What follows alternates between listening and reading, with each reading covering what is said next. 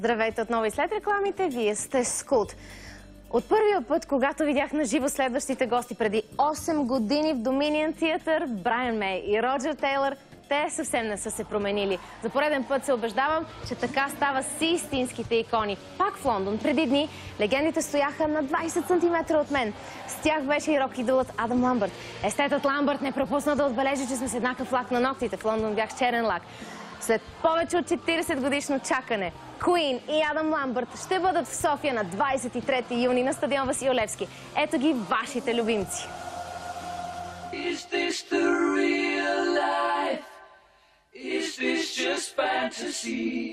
Как сте? Ние сме добре. Вие не се притеснявате като мен, нали? И ние се притесняваме малко. Това ме кара да се чувствам малко по-добре.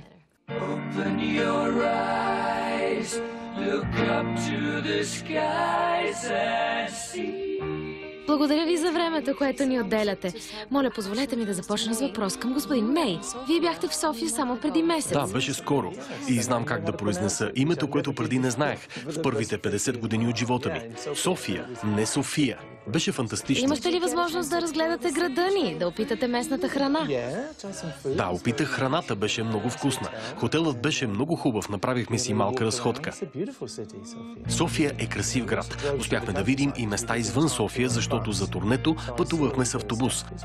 Много е красиво и много се радвам, че ще се върнем там да свирим. Ще изпълним песни на Queen. Благодаря ви.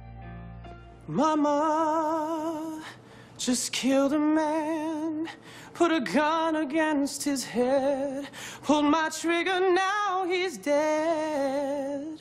Брайан и Роджер виждат Адам през 2009 на сцената на American Idol. Останалото е история. Адам носи грим и не крие, че е гей.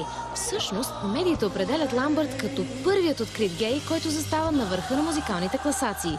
Queen и Адам Ламбърт свирят заедно по турнета от 2011.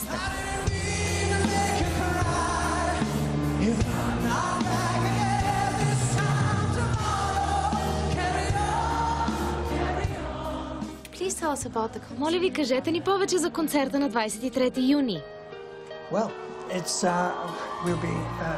На сцената ще бъдем с великолепния Адам Ламбърт. Той ще пее и ще чуете много от нашите хитове.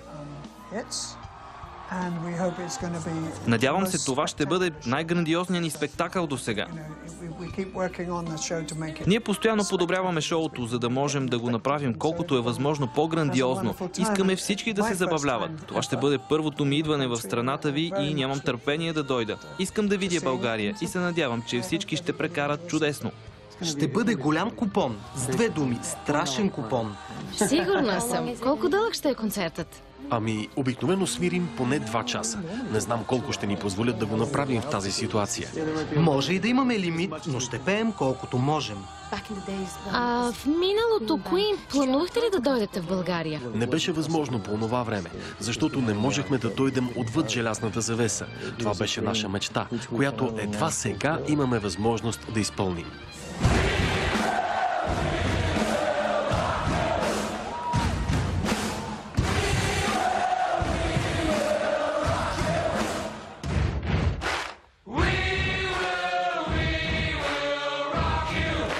Доктор Брайан Мей казва, че предпочита да бъде запомнен с работата си по защита на правата на животните, отколкото с музиката си или научната си работа. Но обича да напомня, че когато записват We Will Rock You, в звукозаписното студио използва знанията си по физика, но не разкрива как точно. Всъщност, дори преди Queen да станат легенди, групата е имала гаранция за успех със студент по астрофизика Мей, по стоматология Тейлър и графичен дизайн Меркюри. Господин Тейлър, чела съм ваши интервюта. Казвате, че той е бил най-добрият ви приятел. Как бихте го описали? Той беше много забавен. И Адам е много забавен. Фреди имаше страхотно чувство за хумор. Имаше визия и групата беше устроена много демократично. И както каза Брайан, ако приемем, че Фреди беше лидер, защото беше най-отпред във фокуса, той беше много щедър и бяхме партньори. Беше хубаво и ни липсва. Фреди е част от нашата емблема.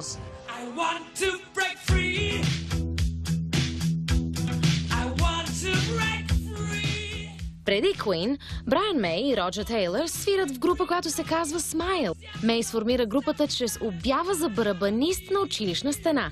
Тейлър, по това време студент, вижда обявата. Меркюри се присъединява към тях през 70-та. А докато все още бяхте групата Smile, какви бяха впечатленията ви от Фреди Меркюри, когато го видяхте за първи път? Всъщност той беше шокиращ. Той беше част от една група, Sour Milk Sea, и една друга група, която по това време се казваше Wreckage. Smile също беше такава група. Ние бяхме момчета. Фреди измисли името Queen, кралица, и както колегите му си спомнят, бил е наясно с гей асоциацията, която то предизвиква. Той постоянно тичаше, беше като френетичен дервиш на сцената. Крещеше с пълно гърло, все още не беше овладял гласа си. Не се беше научил да го контролира, но се научи много бързо, особено в студиото. Когато влезеше в студиото и чуваше как гласът му се връща, той знаеше какво трябва да направи. Коя е онази финална крачка, която трябва да направи, за да стане велик вокалист. Тогава мислихме, че е полулуд. Когато го видяхме за първи път, както каза Брайан, гласа му не беше под контрол. Беше забавно, но ние имахме една магия, тази виталност.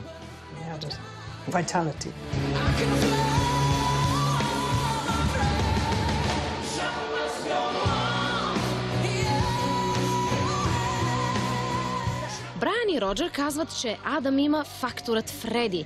Той е тенор и може да държи тон в продължение на 22 секунди. Истинската му коса е рижава, работила и в кафене. На 19 напуска колежа, за да пее по кораби, а преди да участва в American Idol, сваля 10 килограма. Колко голяма задача е да влезете в образа на Фреди Меркюри, в неговите обувки? Тези обувки са си на Адам. Да, на концертите си нося мои обувки, но иначе в началото ми беше много трудно. Беше ми трудно да избера как да подходя към образа. Той имаше толкова малки крака. Разбира се, като учех песните, а и аз съм фен на Queen, имаше част от Фреди, която съвсем естествено е част от начина, по който аз пея песните. Не мога да го избегна. Той беше невероятен. Но за мен също беше важно да открия начин, по който да направя образа свой. Защото смятам, че публиката иска да види автентична емоция, а не имитация. А и смятам, че щеше да е неуважение към аудиторията, ако се бях опитал да имитирам Фреди. И неуважение към Фреди.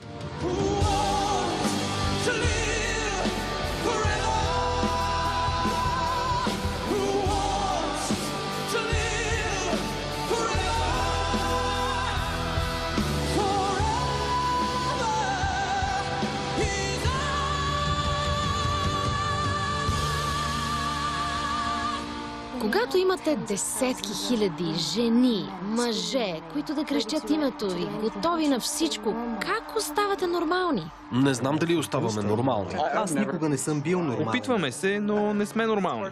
Това е част от тайната.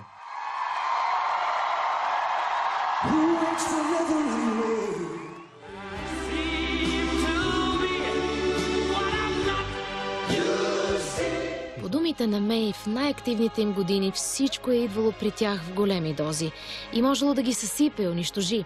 Това, че са били най-голямото нещо в света за времето си, ги карало да губят контрол. Най-вече Меркюри. А най-трудният момент за китариста е през май 74-та, в Юрис театър в Ню Йорк, когато Мей колабира и не след дълго е диагностициран с хепатит. 68-годишният китарист признава, че депресията му е станала много тежка в началото на 90-те и е стигнал до опит за самоубийство. В очите на някои фенове наркотиците, алкохола, мъжете, жените изглеждат като начин за бягство от тази лудница. Но тази лудница е много приятна. Ние сме големи късметли да имаме тази лудница. Аз съм пробвал всичко, но не ми действа.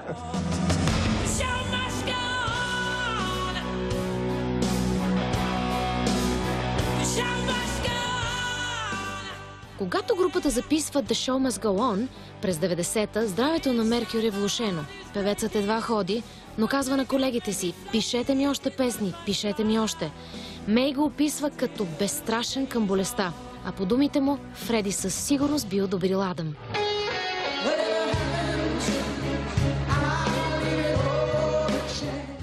Господин Ламбърт, имате ли...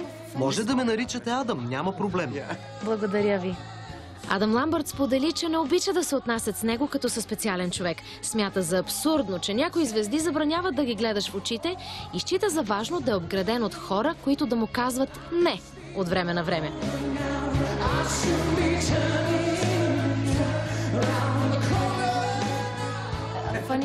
Сещате ли се за забавна история с ваш фен? За мен е много вълнуващо да мога да се присъединя към тези момчета. Мисля, че има хора, които сега идват на концертите и са идвали и на вашите концерти едно време, през 70-те и 80-те. За мен е интересно да се запозная с фенове, които са гледали групата през годините, да чуя историите и впечатленията им. Ние имаме много широка аудитория. Имаме много млади и нови фенове, които никога не са виждали Queen. Имаме и почитатели на средна възраст и доста възрастни хора. Изключително е. Всички са добре дошли. Баща ми ви чака от 40 години.